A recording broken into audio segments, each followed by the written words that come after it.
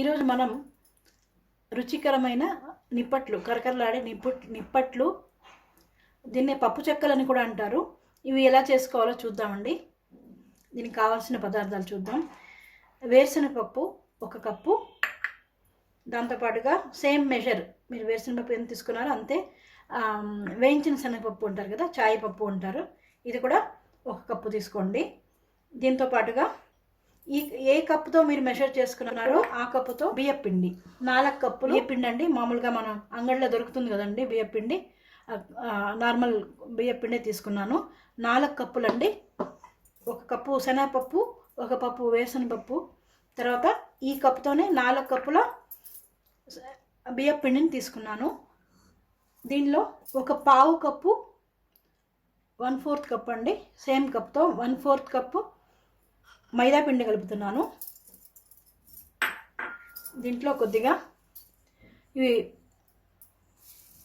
కరేపాకండి, కొద్దిగా చిన్నగా పీసెస్ చేసుకొని ఫ్లేవర్ కోసమని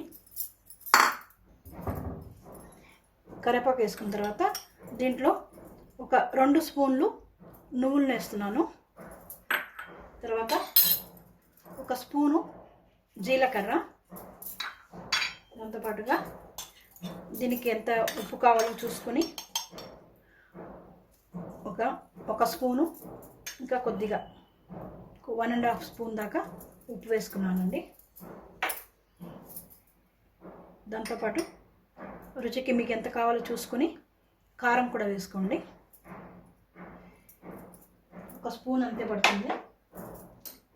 దీంట్లో వెన్న వేసుకోండి. వెన్న ఒక 2 స్పూన్లు వెన్నని దీంట్లో వేస్తున్నానండి.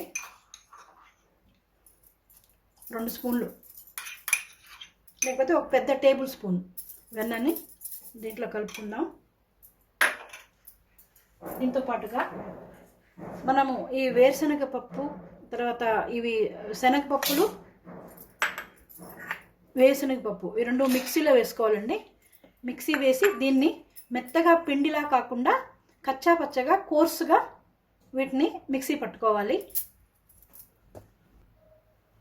దీంట్లోనే మిక్సీ పట్టుకున్న కోర్సుగా మిక్సీ పట్టుకున్నాను. మెత్త పిండి చేయకూడదండి, కొద్దిగా పలుకులుగానే ఉండాలి. దీన్ని దీంతో పాటు కలిపేస్తున్నాను. వీటన్నిటిని బాగా ఈ వెన్న బాగా పిండికి పట్టేట్టుగా కలుపుకోవాలండి. ఫస్ట్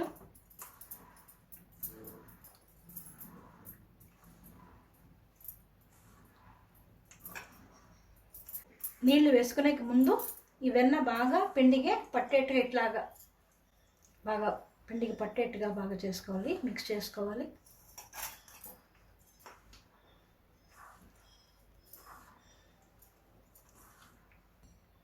ఈ వెన్న బాగా పిండికి పట్టిన తర్వాత ఇట్లా అంటే ఉండకట్టేట్టుగా, అప్పుడు వెన్న సరిపోయిందని అర్థం. దీంతో మీరు వెన్న ఇంట్లో లేకపోతే నూనె కూడా కాల్చి దీంట్లో కలుపుకోవచ్చండి. దీంట్లో ఇప్పుడు కొద్దిగా నీళ్లు కలుపుకొని బాగా పిండిని చపాతీ ముద్దలాగా కలుపుకోవాలి. ఒకేసారి నీళ్ళు వేయకుండా పిండిని బాగా కలుపుకోవాలండి. చపాతీ ముద్దలాగా పిండిని ఇలా మెత్తగా కలుపుకోండి, చపాతీ పిండిలాగా కలుపుకోండి. దీన్ని ఇప్పుడు ఒక కవర్ ఒకటి తీసుకోండి. తీసుకొని కొద్దిగా నూనె ఇట్లా పట్టించి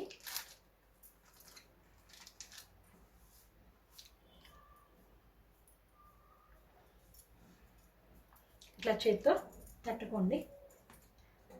దీన్ని చపాతీలా కూడా లట్టించుకోవచ్చు, ఇట్లా చేత్తో అయినా కానీ కొద్దిగా లావుగానే చేసుకోండి. నిప్పట్లు అంటే కొద్దిగా లావుగానే ఉంటాయి. పలుచుగా కూడా చేసుకోవచ్చు, దాని లేదు. కొద్దిగా మనం మైదా 1/4 కప్ కలిపాం కదా, దానివల్ల పగలవు అనమాట. పగిలిపోవడం అట్లా రాకుండా బాగా నీట్గా వస్తాయండి. ఇట్లా 2-3 కవర్లు పెట్టుకొని చేసి పెట్టుకోండి. ఇప్పుడు ప్యాన్ పెట్టుకుని నూనె వేసుకున్నానండి. నూనె తర్వాత నూనె బాగా వేడెక్కింది. కొద్దిగా ఒక చిన్న పీస్ వేయగానే ఇట్లా పైన వస్తుంది. ఇది చూస్తే మీకు నూనె వేడైనట్లుగా తెలుస్తుంది కదా. ఇప్పుడు మనం ఇట్లా చేసి పెట్టుకున్న నిప్పట్లని ఒకటొకటిగా వేసుకున్నామండి.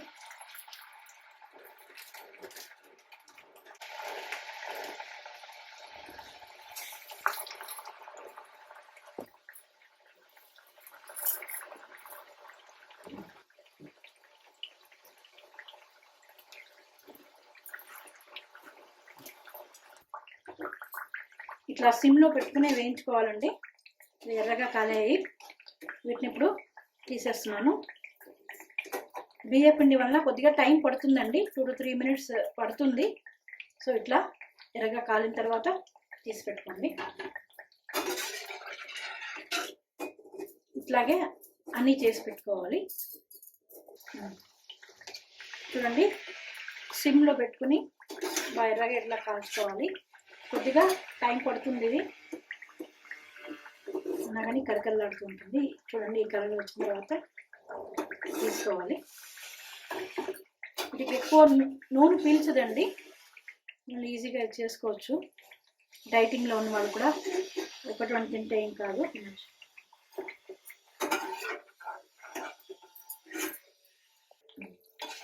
ఇలా చేసుకున్నవన్నీ నూనెలో బాగా ఎర్రగా వేయించుకోండి. ఇట్లా బాగా కరగలాడిన తర్వాత ఈ నురగలన్నీ తగ్గిపోతాయండి. అప్పుడు పదార్థాలు బాగా వేగినట్టుగా తెలుస్తుంది మనకి.